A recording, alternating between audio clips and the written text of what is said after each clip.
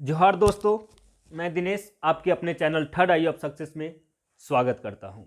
और आज हम आपके लिए सिलेबस लेकर आए हैं खोटा सब्जेक्ट का, जो बहुत बेहद ज़रूरी है आपको पूरी रणनीति समझने के लिए कि हमें मेरिट कैसे बनाना है। 100 क्वेश्चंस रहेंगे आपके, ठीक है। 100 क्वेश्चंस के होंगे और 100 क्वेश्चंस, हर एक क्वेश्चन 3 मार्क्स का होगा और नेगेटिव करने पर 1 मार्क्स डिडक्ट किया जाएगा, ठीक है। तो गुने 3 बराबर 300 मार्क्स का पूरा होगा। अगर आप नेगेटिव करते हैं तो 1 नंबर काट लिया जाएगा, ठीक है। इसी रणनीति के साथ, इसलिए आपको इसके पूरे रणनीति को समझना जरूरी है कि हमारा जेएसएससी सीजीएल में कैसे मेरिट बनेगा। और यहां तक कि सारे एग्जाम में जितने भी होंगे, जिला पुलिस हो, उसका भी सिलेबस अगर खोटा का है तो लगभग सिमिलर है, कुछ कमी है तो सब बताया जाएगा। लेकिन अभी जो जेएसएससी सीजीएल के लिए है, जो आपके लिए बेहद जरूरी है, उस पूरी बात को समझिएगा ध्यान से। हम वो सारे बुक लेकर आए हैं जो आपके सिलेबस का पार्ट है, ठीक है। उम्मीद करते हैं आप लोग समझिएगा। देखिएगा सिलेबस, जैसे पहला है खोटा का गद्य भाग है, देख पा रहे होंगे। गद्य मतलब होता है गद्यांश, गद्यांश मतलब कहानी, कहानी का स्रोत। तो इसमें कहानी है, जैसे पहला कहानी जो पढ़ना है आपको वो छैहर पढ़ना है, जो चितरंजन महतो चित्रा के द्वारा लिखा गया है। किसके द्वारा? चितरंजन महतो चित्रा के द्वारा छैहर लिखा है। छैहर मतलब होता है छाया, ठीक है। तो उसकी कहानी है, वो कहानी का संग्रह है। दूसरा है सौंध माटी, ठीक है। ये भी कहानी संग्रह है जो डॉक्टर विनोद कुमार के द्वारा लिखा गया है। डॉक्टर विनोद कुमार, इस बात को ध्यान दीजिएगा। आगे है खोटा निबंध, जो जिसके लेखक है डॉक्टर बी.एन. ओहदार साहब। और डॉक्टर बी.एन. ओहदार साहब का ये पुस्तक है, डॉक्टर बी.एन. ओहदार साहब का निबंध है। और इसमें कंप्लीट आपका जितने भी सिलेबस हैं, बट आपका खोटा में ना लिख के हिंदी में लिखा हुआ है, वहां से ऑब्जेक्टिव क्रिएशन है। तो इस बुक को एज अ प्रैक्टिस के तौर पे आप ले सकते हैं। ये बी.एन. ओहदार साहब का है, बहुत ही अच्छा बुक है। उसी में से एक आपको पढ़ना है, खोटा निबंध, ठीक है। किसका? Doctor BN. ओहदार साहब, यही है, तो इनका पढ़ना है। और इसमें देख पा आप लोग देखिएगा तो इसमें सारा कुछ जो आपका सिलेबस में है वो सारा हिंदी दिया हुआ है इसमें। ये देखिए, पहला सबसे बड़ी चीज, एक बात और है, देखिए ये आपका गद्यांश का पार्ट है और आपका व्याकरण अभी तक इंक्लूड नहीं किया गया है, जिसके कारण आपको व्याकरण इसमें बहुत ज्यादा विद्रोह भी हो रहा है, विरोध कर रहे हैं लोगों ने, ताकि व्याकरण ऐड कर दिया जाए। जैसे हमें दूसरे सब्जेक्ट में व्याकरण पढ़ने को मिलता है, इसमें भी व्याकरण ऐड किया जाना चाहिए। लेकिन ये दुर्भाग्य है, खोटा का सिलेबस एक तो इतना बड़ा है और ऊपर से ग्रामर पोर्शन भी ऐड नहीं किया गया है। कोई बात नहीं, देखते हैं क्या होता है। यहां तक रांची यूनिवर्सिटी से जो प्रिंसिपल है, वो रांची यूनिवर्सिटी का हेड, वो आपका जेएसएससी भेजा गया है सिलेबस। देखिए अगर कुछ मॉडिफाई होकर अगर सामने आता है तो ठीक है, अदरवाइज जो आपका गद्यांश पार्ट है वो तो सेम रहेंगे, उसको पढ़ना ही पड़ेगा। तो पहला है आपका छैहर, जिसके लेखक है चितरंजन महतो चित्रा। दूसरा है सौंध माटी, ठीक है, कहानी संग्रह जिसके डॉक्टर विनोद कुमार। और खोटा निबंध के लेखक डॉक्टर बी.एन. ओहदार साहब, ठीक है। आगे है पद्यांश, ठीक है। गद्यांश मतलब खाली कहानी संग्रह है, क्लियर है। और पद्यांश में आ जाते हैं 3 प्रकार से आपके, जैसे इसमें कविता आ जाएगा, कविता, दोहा, ठीक है, चौपाई, जिस प्रकार से एक गीत, ये सारे किस में आ जाएगा? पद्यांश का भाग होता है, पद्यांश का भाग होता है। तो गीत वगैरह सारे ये किसके? पद्यांश का भाग है। उसी में है दामोदर कोराव का है, शिवनाथ परमानी किसके क्या है? लेखक हैं, ठीक है, वो किसके हैं? दामोदर कोराव का। एक दूसरा पढ़ना है आँखी के गीत, आँखी के गीत, वो है श्रीनिवास पानुरी। और श्रीनिवास पानुरी रामगढ़ के रहने वाले थे और मेन खोटा का जनक अगर कहा जाए तो इन्हीं को माना जाता है। किनको? श्रीनिवास पानुरी जी को। खोटा कोड पाइदक खेड़ी, खोटा कोड पाइदक खेड़ी के लेखक डॉक्टर ए.के. झा हैं, ठीक है। ये पुस्तक भी मैं दिखाने वाला हूं कि कौन सा बुक कैसे अवेलेबल है।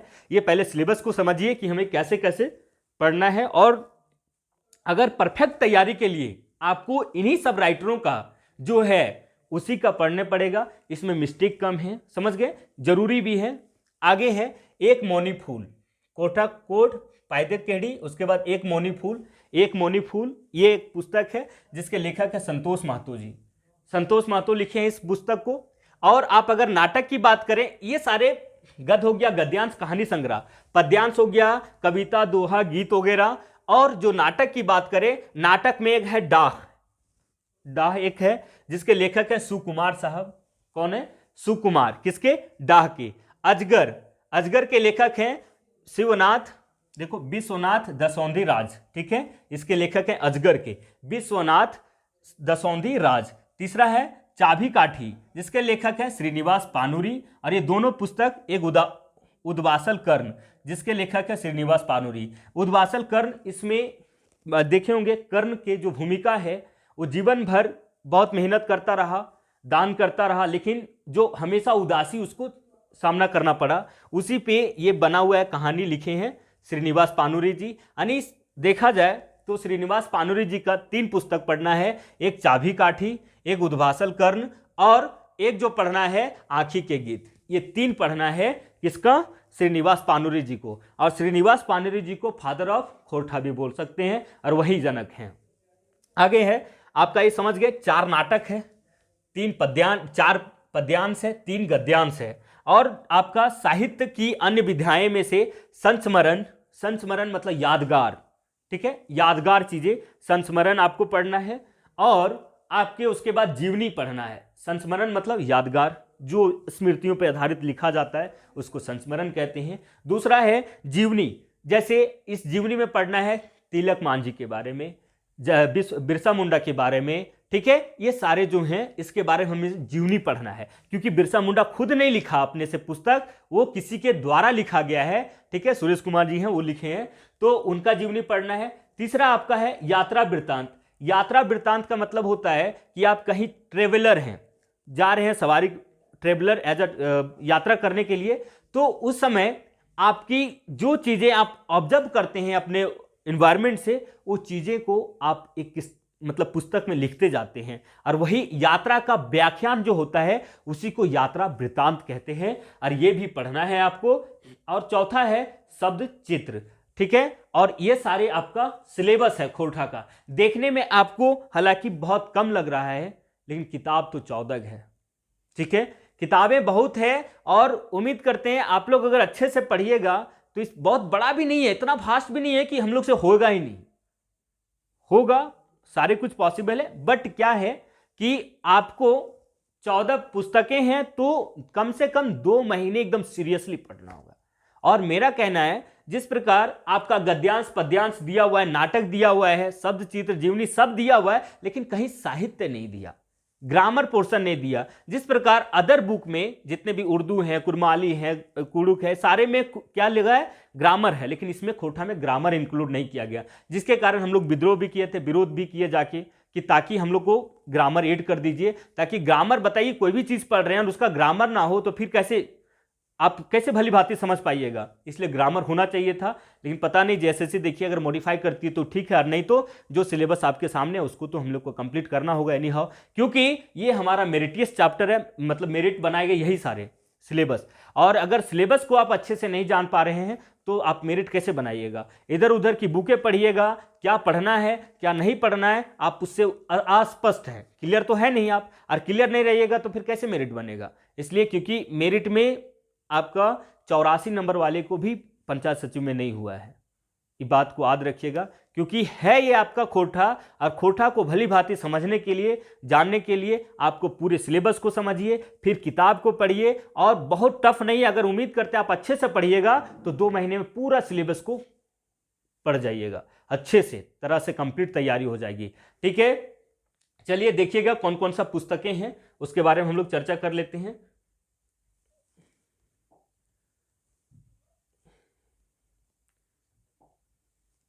देखिएगा ये पुस्तक है BN ओहदार साहब का, जो अभी हम आपको दिखाएं कि ये पूरा जेएसएससी के नए पाठ्यक्रम पर आधारित है, ठीक है, परिशोधित है, लेकिन इसमें ग्रामर पोर्शन इंक्लूड किया गया है, और ये बहुत ज़बरदस्त पुस्तक है, वो सारे जेपीएससी वगैरह सभी के लिए, लेकिन हमारे जेएसएससी में खोरठा के व्याकरण है उसको इंक्लूड नहीं किया गया है। इसके पहले जो हैं उसमें ये व्याकरण डाले हैं, फिर आपका सारे बुक का स्टोरी डाले हैं, ठीक है, लेकिन खोरठा में ना लिखे हिंदी में उसको ट्रांसलेट किए हैं ताकि समझे, और फिर क्वेश्चंस वहाँ से क्रिएशन है objective type, as a practice set बहुत अच्छे पुस्तक है। आगे देखिएगा आपका ये देखिएगा, खोटा साहित्य में आपका सदानिक व्याकरण है, इसको भी डॉक्टर एस.के. झा के द्वारा लिखा गया है, ये पढ़ना आपको। उसके बाद है आपका सौंध माटी, जो खोटा कहानी और कविता संग्रह है। इस पुस्तक का क्या नहीं मिल पा रहा था हमें, ओरिजिनल नहीं मिल पा रहा था, तो इसके लिए मैंने क्या किया, व्यवस्था आपके लिए लेकर आया हूँ, जेरोक्स मिल जाता है। और आजकल मार्केट में सारे पुस्तक का जो अभी दिखा रहे हैं वो सारे का कंबाइंड आ रहा है, बहुत सारे पब्लिकेशन भी छाप रहे हैं और अलग अलग, बाकी आपको ओरिजिनल किताब दिखा रहे हैं, जो हर एक किताब में आपका 57 से पेज है, किसी में 88 पेज है, इस प्रकार की पेजों की संख्या है। आप अगर पढ़िएगा तो सारे में इंटरेस्टेड कहानी है। अगर आप खोटा के बोलने वाले हैं, खोटा समझने वाले हैं, तो ये पुस्तक आपके लिए आसान है, आप पढ़ के भी समझ के बहुत अच्छे से करके आंसर कर सकते हैं। हम कुछ देखिएगा क्वेश्चंस भी है जो आया है प्रीवियस ईयर, जैसे पूछा गया था दूध देने वाले गाय को क्या कहते हैं, तो वहाँ दुधारू गाय, लगेर गाय, बहुत सारा ऑप्शन था, तो वहाँ लगेर गाय होता, क्योंकि हम लोग, हमारा लैंग्वेज जो है हमने बोलबे करते हैं ऐसे, लगेर गाय है ना, तो ये जो बोलने वाले हैं, समझने वाले हैं, वो आराम से कर सकते हैं। उसके बाद देखिएगा, ये पुस्तक है आपका खोटा निबंध, जो डॉक्टर बी.एन. ओहदार साहब का है, ठीक है, जो अभी हम दिखाए चलेगा। ये देखिए आपका है आखी के गीत, ये कहानी संग्रह है जो श्रीनिवास पानुरी जी द्वारा लिखा गया है, खोटा कविता संग्रह है, ये पद्यांश का भाग है। आखी के गीत पुस्तक का यही फेस है और यही आपका ओरिजिनल पुस्तक है जो आपको पढ़ना है।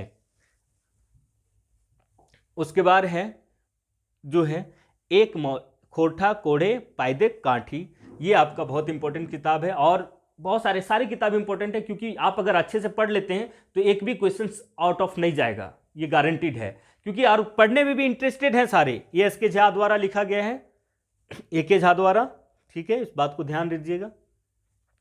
एक है एक मौनी फूल, ये भी बहुत अच्छा पुस्तक है जो संतोष कुमार महतो जी द्वारा लिखा गया है, और ओरिजिनल पुस्तक का जो फेस कवर है यही है, इसमें करीब होगा आपका 60 पेज के आसपास है, ये भी पुस्तक है ना, तो इस बात को ध्यान दीजिएगा और अच्छा से पढ़िएगा। अगर ये किताब लेते हैं तो आपको पढ़ने में मज़ा आएगा, और आप जैसे आप अगर जेरोक्स लेते हैं तो क्या होता है, पढ़ने से उबाऊ सा फील होने लगेगा, और अगर ये सब पढ़ते हैं तो नहीं लगेगा। ये है डाह, आपका खोटा नाटक है, ये सुकुमार साहब का, ये आपको पढ़ना है, ये आपकी सिलेबस की पार्ट है, ये आपकी पुस्तक लेना है, मार्केट में अवेलेबल भी है, लेकिन अगर ओरिजिनल बुक खरीदते हैं तो थोड़ा पैसा लगेगा, और लेकिन पढ़ने में मज़ा आएगा। इसकी पेज कवर बहुत अच्छा है। आगे देखिएगा, ये है आपका अजगर, जिसको जो विश्वनाथ दसौंधी राज के द्वारा लिखा गया है, और इस पुस्तक में स्टोरी बहुत इंटरेस्टिंग स्टोरी सारे में है। खोटा अगर बोलने वाले हैं, आप समझने वाले हैं, तो सारे स्टोरी आपको बहुत ही अच्छा लगेगा। आप कोशिश करिएगा कि एक बार सुबह पढ़ें तो लगेगा कि उस स्टोरी को जब तक खत्म ना करें तब तक मन नहीं भरेगा, यानी कहने में लगेगा कि टफ है, लेकिन बहुत आसान है ये सारे। आगे है आपका उद्वासल कर्ण, जो हम बताए कि एक कर्ण पे आधारित स्टोरी है, कि ये कभी भी खुश अपने आप को नहीं रख पाए और सबसे ज़्यादा दानवीर माने जाते हैं कर्ण, और उसी का उदासी रहा जीवन भर, इसी के उल्लेख किए हैं श्रीनिवास पानुरी जी, ठीक है, उद्वासल कर्ण में। ये खोटा का नाटक है, ठीक है।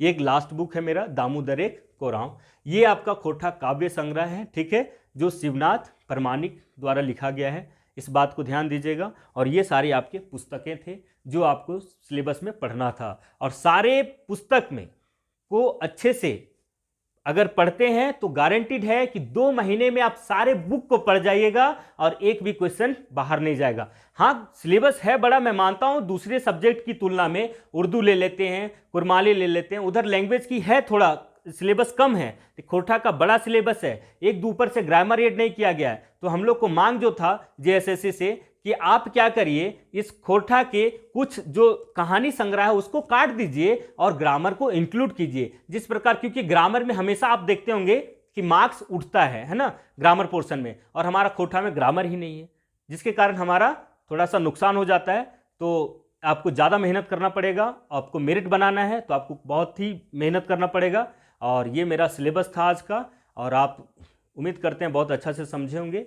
और सारे क्लासेस भी हम कोशिश करेंगे आपका लाने का। जैसे फॉर्म भराने का डेट आ ही गया है, 15 तारीख से भराएगा फॉर्म। उसके बाद मेरा रेगुलर आपके classes third I of success में लाया करेंगे। सारे खोटे का हर एक स्टोरी, एक निचोड़, ऑब्जेक्टिव सारे तरह से क्लियर कराएंगे, ताकि जितने भी क्वेश्चंस हैं आपके ओंठ पे आ जाए और आप अच्छे से मेरिट में सीधा जा सकें। ठीक है, क्योंकि सीट कम है, कंपटीशन टफ है, और इसके लिए आपको हर एक सिलेबस को पूरी रणनीति के साथ कंप्लीट कराना होगा, और हम करवाएंगे, गारंटीड है। लेकिन सिलेबस तो कंप्लीट कराएंगे, उसके साथ हमसे दुगुना मेहनत आपको करना पड़ेगा। आपको डेली क्लासेस लेना पड़ेगा, रेगुलर रहना पड़ेगा।